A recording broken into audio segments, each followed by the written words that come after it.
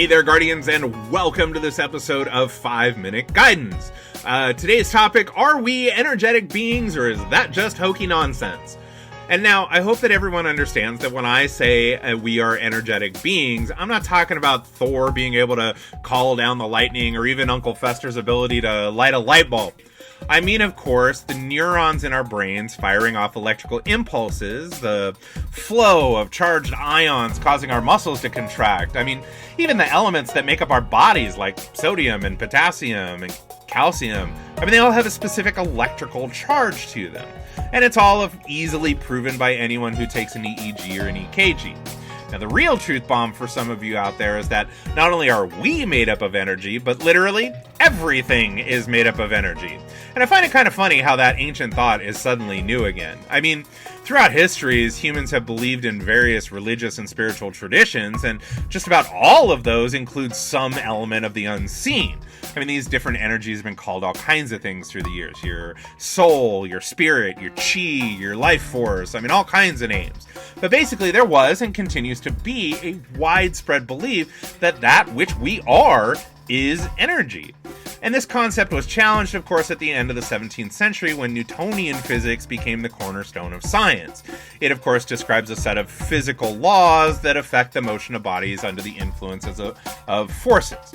But basically, it suggests that everything is some sort of like clockwork model, and that even human beings are just complex machines. It even goes on to hypothesize that anything that could not be perceived with the senses or measured by scientific instruments was then not real, and therefore just the made-up nonsense of primitive and uneducated people.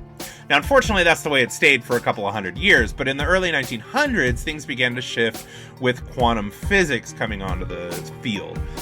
This new science accepts that the universe, including us, are made up of energy and not matter. So quantum mechanics arose from Max Planck's solution in 1900 to the blackbody radiation problem, but it was also heavily influenced by Albert Einstein's 1905 paper, which offered a quantum-based theory to explain the photoelectric effect. By the way, little known fact, that's what he won his Nobel Prize for, not his much more famous theory of relativity. So, quantum physics grows and goes on to prove that solid matter really doesn't actually exist anywhere in the universe because we know that atoms are not solid things. In fact, they're even made up of smaller subatomic particles, protons, neutrons, and electrons. But in reality, the atoms that form everything that we call solid are actually more made up of like 99.9999% space.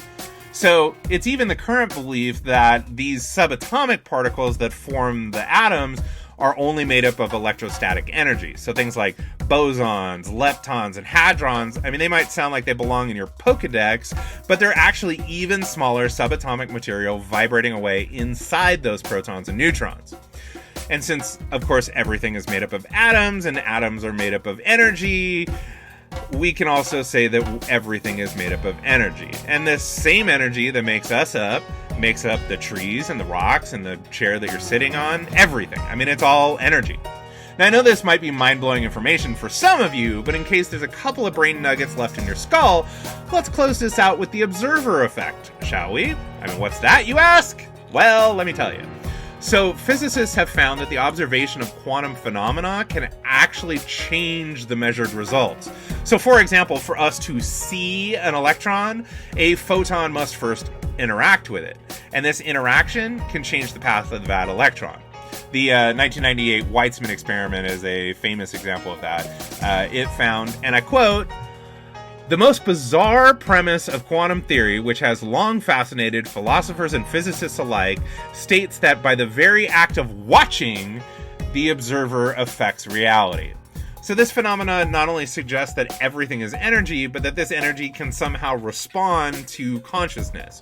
Now, this can lead directly to the often completely disregarded law of attraction, but since I know I'm already going to be over the 5-minute mark with this video, I'll let you go down that rabbit hole for yourselves. But I would like to close out with a great quote from Niels Bohr. "If quantum mechanics hasn't profoundly shocked you, you haven't understood it yet. Everything that we call real is made up of things that cannot be regarded as real."